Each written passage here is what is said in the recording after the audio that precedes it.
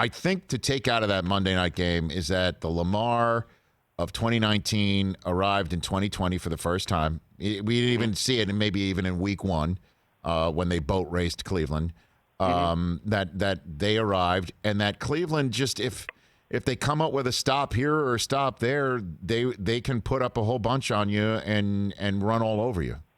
Yeah, we saw it the week before with Lamar, but it was Dallas.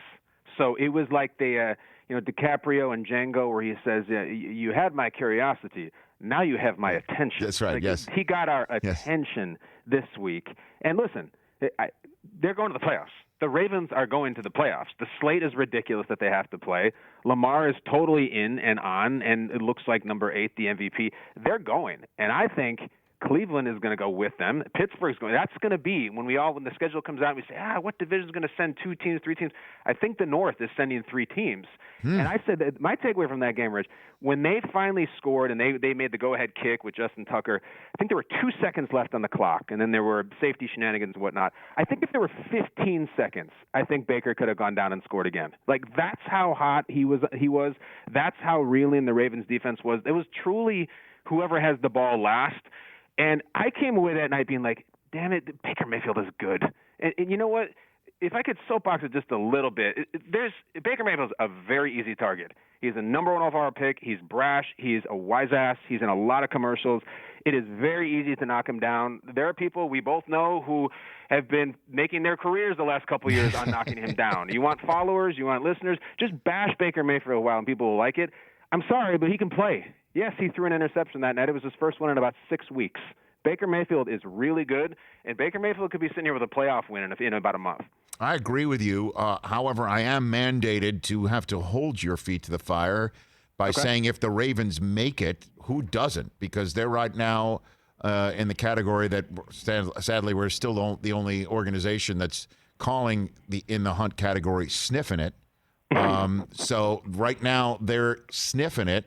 Which team that's currently in as a wild card doesn't make it because the Ravens do? Dolphins or Colts? Which one do you choose there? Or even the Titans if they fall out of it? The Dolphins had a bad night with the Ravens winning, a very bad night. It's tricky, Rich, because I really believe in Flores, and I'm having a very difficult time saying, you know what? I'm going to ride Phil Rivers. I think he can make it. It's just he's let me down many times before. Right. And it's always volatile. He's the perfectly named person. He is like a turgid, roaring river, up and down, up and down.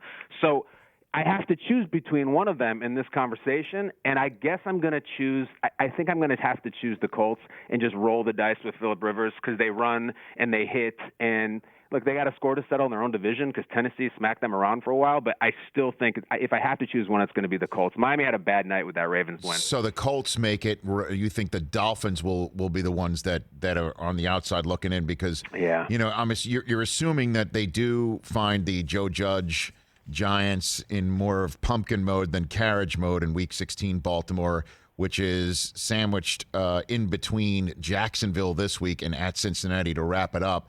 Miami has got New England, Vegas, and Buffalo, and they're at Vegas and at Buffalo. So if, the Ravens do win out, that would mean that Miami loses just one, and they'd be out. That's probably where you'd have to sit right now entering it's so Week fun, 15. right? And you've got so many plates in the air, Rich, and you're just nailing them, and it's so difficult. But I think the takeaway when you put it like that is that if you're one of these teams that needs Baltimore to lose, let's even include the Raiders in that. They need Baltimore to lose badly. Yeah. Who you're rooting for the next 3 weeks?